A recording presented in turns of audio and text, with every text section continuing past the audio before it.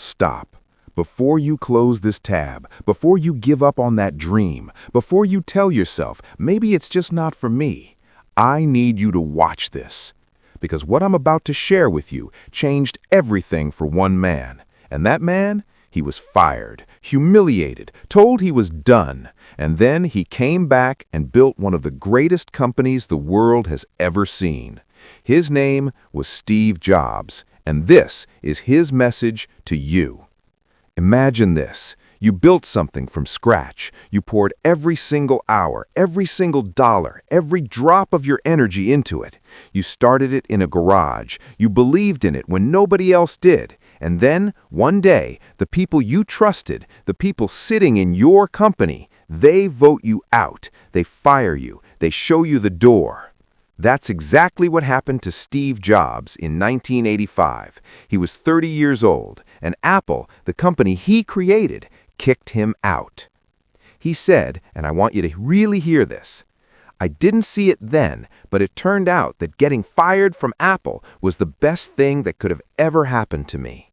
Now, in that moment, he was devastated. He felt like he'd let everyone down. He wanted to run away. He thought about quitting Silicon Valley entirely. Sound familiar? Maybe you haven't been fired, but maybe you failed at a business. Maybe your idea flopped. Maybe someone told you that you're not good enough. Maybe you told yourself you're not good enough. And right now, you're sitting there thinking, should I just stop? Here's what Steve learned. That rock bottom, that was the beginning, not the end. When Jobs lost Apple, something unexpected happened. He later called it the heaviness of being successful was replaced by the lightness of being a beginner again. Think about that for a second.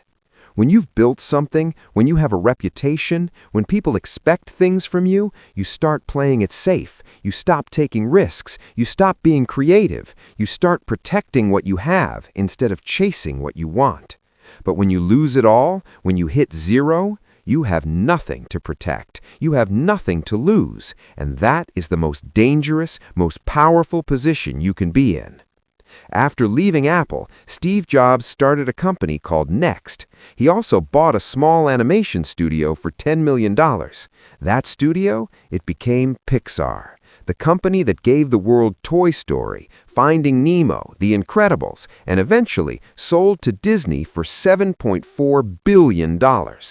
He didn't just survive his failure, he used his failure as rocket fuel. And here's the thing about you. Whatever you're going through right now, that's your next chapter. That's your Pixar moment waiting to happen, but only if you don't quit. In his famous Stanford commencement speech, Steve Jobs talked about something called connecting the dots. He dropped out of college after just 6 months, but he stuck around campus for 18 more months, sleeping on floors, returning Coke bottles for 5 cents to buy food. And during that time, he took a calligraphy class, just because it interested him. No practical reason, no career plan. 10 years later, when he was designing the Macintosh computer, that calligraphy class became the foundation for beautiful fonts and typography on Mac, something no other computer had. He said, you can't connect the dots looking forward. You can only connect them looking backwards. This means right now you might not understand why you're going through this struggle. Why did that relationship end? Why did that business fail? Why did you lose that job? You don't know yet, but one day you'll look back and you'll see exactly why it had to happen. Every single thing you're going through right now is a dot, and one day, if you keep going, those dots will connect into something beautiful, something you couldn't have planned, something better than you imagined.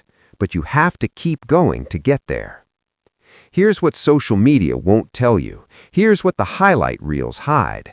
Success is not a straight line. It is messy. It is painful. It takes longer than you think. It costs more than you expected, and it will test you in ways you never prepared for. Steve Jobs wasn't an overnight success. Apple took years to gain traction. The original Mac wasn't the massive hit people think it was. Next computer largely failed commercially. Even Pixar struggled for years before Toy Story came out. But he kept going, not because he was fearless, not because he had it all figured out, but because he was obsessed with his work. And this is one of the most important lessons he ever shared. He said, "The only way to do great work is to love what you do." Now, I know what you're thinking. That's easy to say when you're Steve Jobs. But here's the thing. He said this before he was famous. He spent years searching for what he loved. He experimented, he failed, he pivoted. And when he found it, when he found that intersection between technology and art, between tools and humanity, he went all in. No half measures, no backup plan, just full, complete commitment. What is your thing? What is that thing you do even if nobody paid you? What keeps you up at night, not from stress, but from excitement? That is what you should be building. That is what's worth fighting for. Don't quit before you find it. This next part might feel uncomfortable, but I need you to hear it. Every single morning, Steve Jobs would look in the mirror and ask himself one question. If today were the last day of my life, would I want to do what I'm about to do today? And whenever the answer was no for too many days in a row, he knew something needed to change. He also said this, and this might be the most powerful thing he ever said. Remembering that you are going to die is the best way I know to avoid the trap of thinking you have something to lose. Let that land. You're scared to start that business. Why? Because you might fail? You're going to die anyway. You're scared to leave that job you hate. Why? Because it feels safe? You're going to die anyway. You're scared to try again after your last failure. Why? Because people might judge you? You're going to die anyway. This isn't meant to be dark. This is meant to be freeing. The clock is ticking for all of us. Every single day that you spend not chasing what you actually want is a day you don't get back. So ask yourself, right now, if you found out you only had 1 year left, what would you stop doing and what would you start doing? Start doing that today, not tomorrow, today. In 1997, something remarkable happened. Apple, the company that fired Steve Jobs 12 years earlier, was nearly bankrupt. They were weeks from going under. And they called Steve back. He came back not with bitterness, not with revenge. He came back with vision. He came back with everything he'd learned in those 12 years of failure, building and growing. Within a year, he launched the iMac, then iTunes, then the iPod, then the iPad. He didn't just save Apple, he turned it into the most valuable company on the planet. And here's the lesson I want to leave you with today. Your comeback is being built right now, in the silence, in the struggle, in the moments nobody sees. Every no you're getting is preparing you for the biggest yes of your life. Every setback is building strength you'll need for the next level.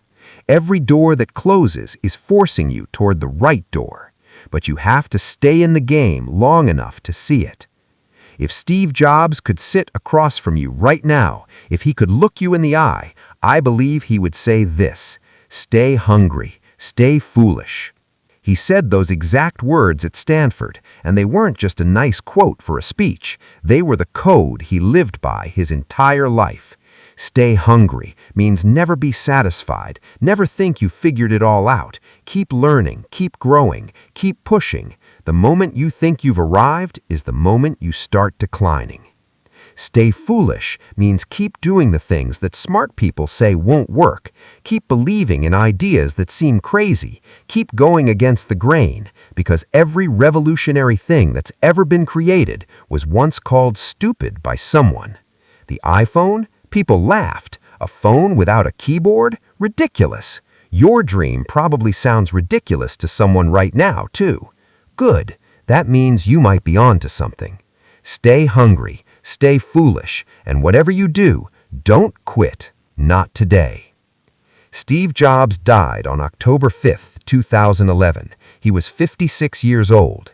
In his final years, despite knowing he was sick, he kept working, kept building, kept pushing Apple forward, because for him, the work was the life. He left behind not just products and companies, but a philosophy, a way of thinking about what's possible, a reminder that one person with enough passion and enough persistence can genuinely change the world. And here's the truth I want to leave you with today. You don't have to change the whole world. You just have to change your world. Build your thing. Fight for your dream. Because somewhere out there, there's a version of your life where you didn't quit, where you pushed through this moment, where you showed up even when it was hard. That version of you is waiting. Go be them. Don't quit. Subscribe, like, and share this with someone who needs to hear it today.